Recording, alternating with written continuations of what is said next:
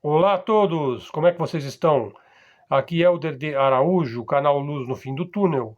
Hoje, 22 de março de 2024, uma sexta-feira, por volta de 9 horas da manhã, 22 graus aqui na zona sul da capital paulista. Temos dito aqui no nosso blog e no nosso canal que a volta de Donald Trump, se é que se vai efetivar essa reeleição de Donald Trump, não será benéfica ou fácil para o Brasil. Pode até vir a ser nefasta, com uma ação ainda mais radical das ONGs que procuram lotear a floresta amazônica, ainda mais difícil para o imigrante hispânico e latino. Enfim, uma política de contenção da imigração, uma política de reindustrialização dos Estados Unidos frente ao colosso chinês, uma política de reestatização energética, justamente o caminho contrário que nos é imposto aqui na América Latina, onde somos obrigados a privatizar tudo como se isso fosse resolver os nossos problemas. No entanto, é de se prever aí que a direita brasileira, essa multidão bolsolavista, celebrará a volta de Trump como uma solução, uma salvação, como um verdadeiro Messias, né? Eu digo isso não porque eu apoio o atual governo, tenho graves críticas ao atual governo. Acho que se deve promover o empreendedorismo, sim, a meritocracia, sim. Aumentaram a carga aí de português e matemática na escola pública e também o ensino técnico profissionalizante, com o que eu me coloco em total acordo, né? E é preciso ampliar e aperfeiçoar as políticas públicas e sociais, como já houve antes no Brasil. Mas vamos ao assunto principal do nosso vídeo de hoje, que é o lawfare, né, o ativismo judicial, a ditadura togada. Veja só, vamos retomar um pouquinho aqui a questão teórica. Veja, a teoria constitucional prevê a separação de poderes. Isso vem desde do liberalismo ocidental, Montesquieu, os três poderes, o equilíbrio entre os poderes, a independência dos poderes legislativo, judiciário e executivo. Isso tudo é um motivo de orgulho e de uma conquista da sangrenta Revolução Francesa, né, e tudo mais que se espalhou aí pelo chamado mundo livre, né, principalmente para os Estados Unidos, que herdou uma parte dessas conquistas da Revolução Francesa. É motivo de orgulho, vamos dizer, para a civilização ocidental. No entanto, essa separação dos poderes aí, que é motivo de orgulho, está sob ameaça hoje em todos os países ditos democráticos. Nas últimas décadas, há uma visível invasão da justiça na política e a redução da importância dos poderes eleitos através do voto. Nós não votamos naqueles juízes lá do STF, nem do TSE. Então isso é o quê? Uma nítida redução da soberania popular. Quer dizer, nós votamos, mas o nosso voto não implica em que estamos colocando a pessoa em quem a gente votou no poder efetivo, já que o poder está nos indivíduos de togas aí. Veja, como é que começou essa situação no Brasil? Veja, a Operação Mãos Limpas, que ocorreu na Itália por volta aí dos anos 1990, inspirou a Operação Lava Jato. Isso permitiu a um obscuro juiz de primeira instância, que todo mundo sabe quem é, que depois virou um senador, né, poderes de um verdadeiro imperador. Né? Nos dois casos, tanto na Itália e no Brasil, houve um notável enfraquecimento da ação estatal e o fim da independência dos poderes constituídos e a ditadura de toga. Aliás, é de se perguntar, houve alguma vantagem na Operação Lava Jato no Brasil? Hoje em dia não se vê vantagem nenhuma, muito pelo contrário, só prejuízo e só ações nocivas à própria política brasileira, principalmente às empresas brasileiras, né? O conceito de poder e política, continuando, o conceito de poder e política, além de uma abordagem doutrinária e da jurisprudência sobre o tema, está obsoleto. Quer dizer, o conceito do que é o poder e do que é a política já não se sabe mais. Isso decorre porque você não tem como aplicar praticamente aquilo que se entende por poder e por política. Por quê? Porque justamente você não tem mais a separação dos poderes. Ou seja, as relações institucionais estão implodidas. Os entes públicos hoje estão submissos a um poder superior. Então veja, quem é esse poder superior? Nos países ditos civilizados, há um crescente ativismo judicial, que é chamado de lawfare. É apresentado pela imprensa como combate à corrupção, combate ao fascismo, né? Na prática, é uma maquiagem para a ditadura de toga, a ditadura togada.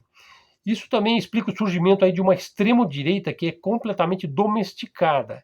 Ela cumpre o papel de espantalho na estratégia neoliberal de reduzir a zero as decisões da maioria da população. Então, veja, nós tivemos recentemente 750 mil pessoas nas ruas, comício aí promovido aí pelo senhor Jairzinho.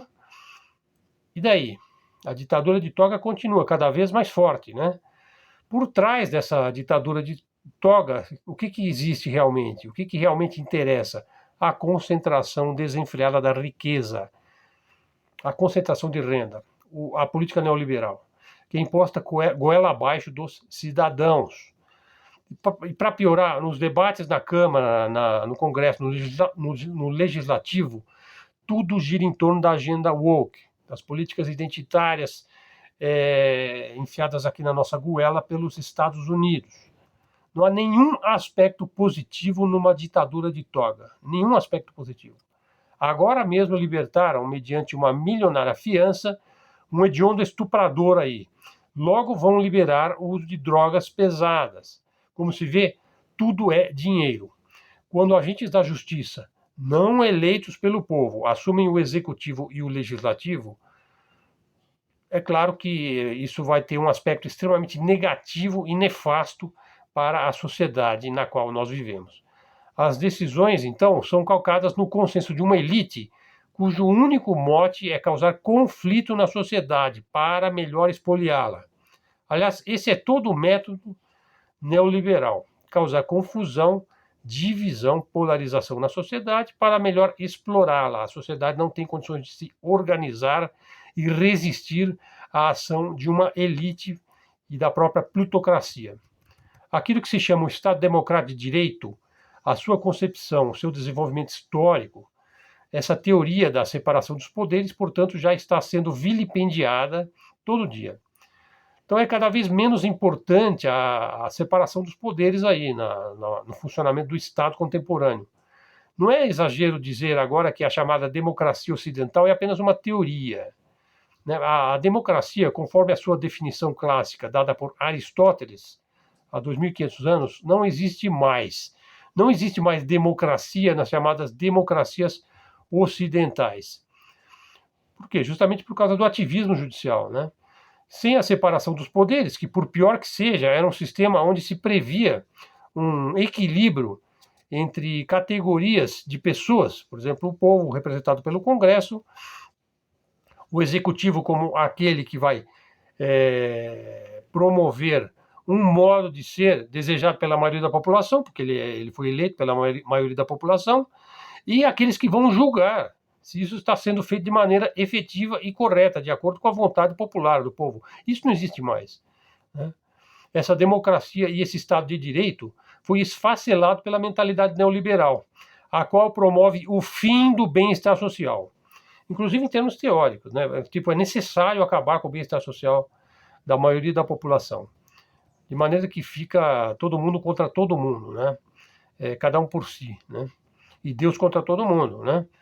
A ideia da existência dos três poderes, legislativo, executivo e judiciário, em tese, né, exerce aí funções distintas, essa ideia já não se sustenta mais. A ideia é que os poderes separados, individualizados, fortalecessem um poder desejado pela maioria, que fosse uno e indivisível, o tal poder que emana do povo, como eu disse. Esse ideal é incompatível com a necessidade neoliberal de reduzir o poder de decisão dos cidadãos, né? Os cidadãos já não têm uma vontade soberana. A própria soberania de um país é colocada em xeque, né? Então, hoje, o judiciário ele reduziu tudo, né, ao mesmo princípio, né? E isso é chamado de democracia? Não, isso não é democracia. Ou então, a democracia é uma coisa que não presta, é uma coisa nociva. As funções do judiciário ultrapassam em muito o julgamento das demandas sociais. A intervenção da justiça ultrapassa todos os casos, né, que estão em dúvida aí dentro da corte. Isso aí é inconstitucional. Mas a própria Constituição já não tem mais importância, porque ela arbitrariamente ela pode ser interpretada da maneira que interessar à ditadura togada, né? A tal da análise concentrada da constitucionalidade das leis, né? Então esse poder imperativo aí do imperador do sistema judiciário é potencializado pelos espantalhos da extrema-direita e também pelos espantalhos da esquerda liberal, né? Ou seja, predomina aí na nossa sociedade uma mediocridade democrática, né? E que nivela sempre por baixo os grupos políticos, todos acabam ficando muito parecidos, né?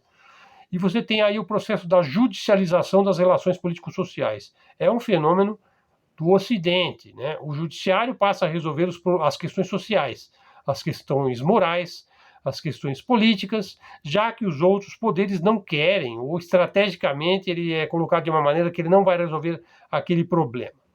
Daí que você tem que questões públicas, privadas, individuais, pessoais, particulares, são determinadas pelo judiciário. Por exemplo, temas como a constituição familiar, né? Homem, mulher, família, casamento, filhos, a educação das crianças, né? O sexo das crianças, enfim, tudo isso passa a ser decidido através de uma ditadura togada. Se nós vamos poder usar drogas legalmente ou ilegalmente, né? Então você passa aí a adaptar todas as leis às demandas da ideologia norte-americana woke, do wokeismo. Na verdade, o wokeismo, o progressismo americano, nada mais é do que um artifício do neoliberalismo para enfraquecimento da família e das forças populares e também da capacidade de organização das forças populares. Então esse fenômeno da judicialização é um colosso, né? Ele supera aí a própria força dos partidos, né? Coloca o juiz para desempenhar um papel central nas questões sociais. É o ativismo neoliberal pela via judicial. Olha só, ativismo neoliberal pela via judicial. E, muito bem, isso é uma distorção da própria lei e dos próprios códigos sobre os quais nós vivemos, porque ele sempre poderá interpretar o código conforme a arbitrariedade do momento daquilo que lhe é imposto, né? É uma ditadura perfumada e vestida de toga, é isso. As liberdades estão ameaçadas. O neoliberalismo dominou a justiça e transferiu para as mãos de muito poucos o Estado que esses neoliberais fingem combater o Estado, né? Então essa anticultura woke aí, do dividir para governar, é tudo que nós temos hoje, né? E a obsessão de classificar as pessoas, não como pessoas, mas como certas identidades, como certas minorias, como certos grupos, e que, via de regra, são jogados uns contra os outros. Então, quando você tem um país onde a pauta identitária é debatida, a economia sai do debate, né? Enfim, pessoal, esse é o fim da democracia ocidental. Isso é uma ditadura. E é uma ditadura que é chamada de liberdade, né? Que é chamada de a famosa liberdade ocidental, né?